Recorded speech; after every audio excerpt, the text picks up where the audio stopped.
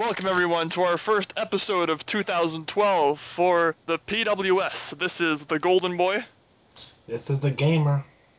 And Mia's in the house. We were covering Monday Night Raw from this past week.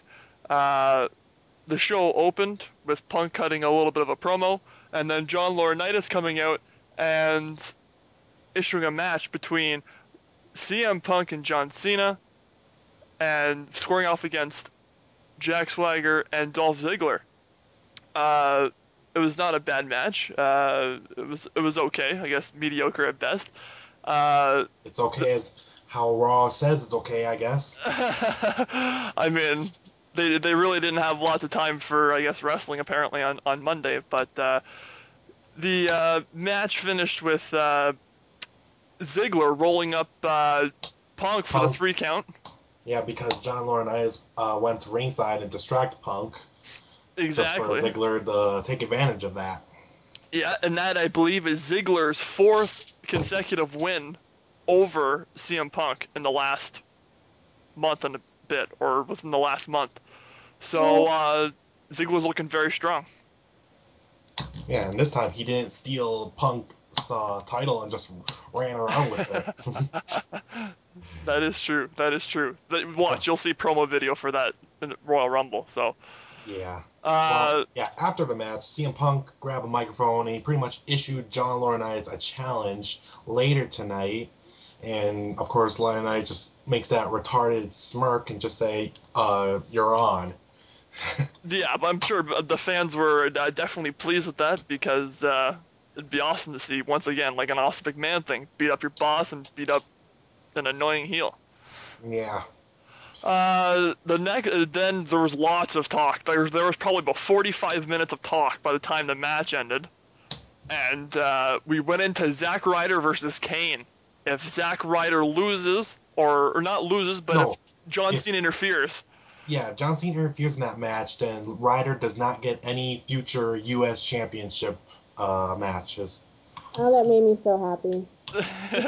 Champion. Really? Because if I was Zack Ryder, even if Cena did interfere, I would probably try to sue the WWE because I would still have the rematch clause. If they say no to that, then I would have a serious case going on there. You know? You know what I don't understand?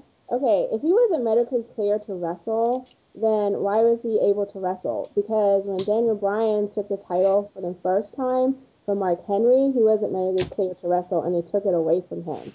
So they should have did that and gave him his belt back, but I don't like him anyway, so I'm glad he didn't have his title back. So personally, they don't really care what it is. It's all kayfabe, and they don't care what mixes and matches. So they should have did the exact same thing that they did with Bryan. If they wanted to keep continuity, yeah, but they don't care. They really don't care. Anyway, this match pretty much ended as a no contest because Kane chokeslammed Zack Ryder through the stage, which I have to admit was one of the coolest things I've ever seen on Raw for a long time. Definitely much better than when Kane pulled Ryder through the ring that one week. I get it today, it's cheesy, but come on, it was still entertaining. Yeah, it was entertaining, and Eve and Cena trying to make it all sound all affected with their fake little oh my god, it was horrible. Eve sucks as an actress. She is bad. She needs to go back to acting school, and Cena's portrayal was even worse. It was really bad. What kind of pissed me off about Eve is she's blaming John Cena for this, but it wasn't John Cena that made Zack Ryder kick out of those 2 pins, you know? Yeah. I mean, seriously, he could have just lay down, but no, he wanted to be the brave idiot and just keep on taking the beatings. And how the hell has he ever broken back? Yeah. That's the storyline right now. They've written him off TV with a broken back. That's a little excessive. That was the best they can come up with. They could have said ruptured spinal column or dislocated spine, but no, a broken back. Did you see how they taped him? It was so pathetic. How they put him on the gurney and they taped him up really bad, and I'm trying to make it really believable. It looked like it was really bad. Michael Cole was going, did you even once see him move at all? He's not supposed to move on that, you idiot. You have to think too. This is a Cole hater.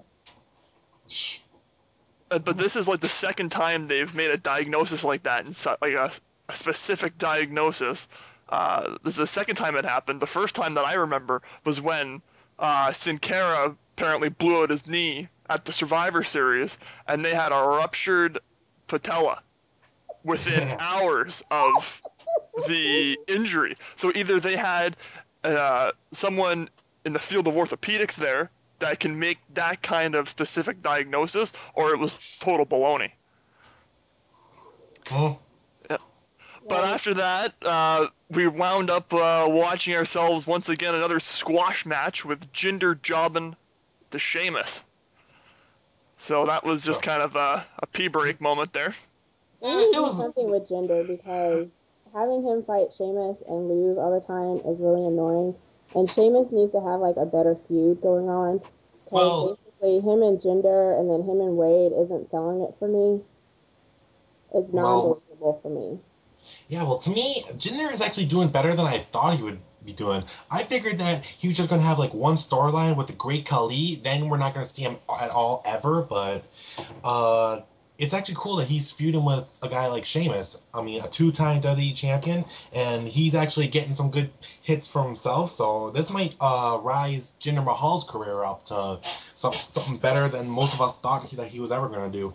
Yeah, hopefully he's just not another Muhammad Hassan and Daivari. Oh, yeah.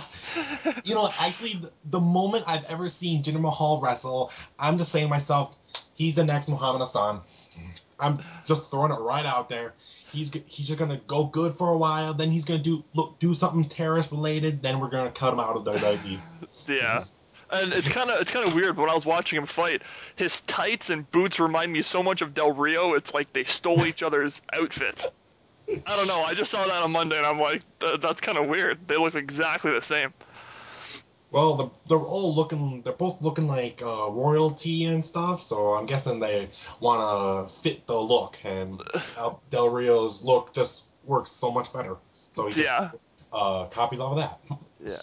And then after that match, we walked into another squash segment with Funkasaurus Brodus Clay squaring off against Ginger, Heath Slater. Yeah, Heath Slater. Oh, I love him. Clay is so awesome. I love him. Actually, Heath Slater won a match recently. On NXT. He won a match against Trent Beretta. Yeah, that's a long drought finally ended. So, things might be turning around for the jobbers. One man in sounds WWE. a rock band. Yeah. And then we had a match of who will be the number one versus The Miz, and the loser would be the number one entrance into the Royal Rumble. Yes. That's a serious match right there. Exactly. Yeah. It was a once again mediocre / decent match. I mean, wasn't anything special, but we did see Truth get the win, so Miz is the official number one entrant at this Sunday's Royal Rumble in St. Louis. To me, their promo before the match was more entertaining to me than the match. Yeah. R-Truth is being crazy and all that crap. Yeah, and R-Truth can work. Yeah, every time the camera's on him, everyone's gonna laugh. So that shows that he's a great entertainer. And then after that match, we finally had the treat to see how brief it was. CM Punk squaring off against John Laurinaitis, but that also tied in with David Otunga coming to the ring.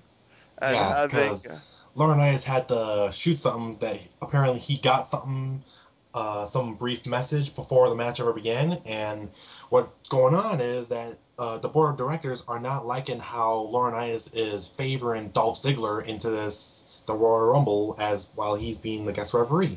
So what they're going to be doing is next week on Raw, they're going to have someone evaluating John Laurinaitis to see if he deserves to stay as interim general manager or if he's going to get fired. And lucky for all of us, the one who's going to be interviewing him is the COO Triple H. Yep, there's his way to mosey on back into the storylines leading up to WrestleMania. Oh boy, it'd be hilarious if Undertaker comes back soon, close, and then they're gonna try to do this all over again. Oh boy. Yeah, but the Punk Laurinaitis affair, uh, how did that? Um, it said that Laurinaitis is not gonna fight CM Punk, but instead it's gonna be David Otunga. And the second Laurinaitis said that, David Otunga just rides on, starts beating on him in the corner and all that jazz. But CM Punk got the better of that, hitting him with Anaconda Vice to make him tap out. Right. Then Punk and Laurinaitis has a stare down, and the crowd is just going wild. They're wanting CM Punk to do some damage to him. Laurinaitis is extending his hand, trying to be the peacemaker, like, I'm sorry.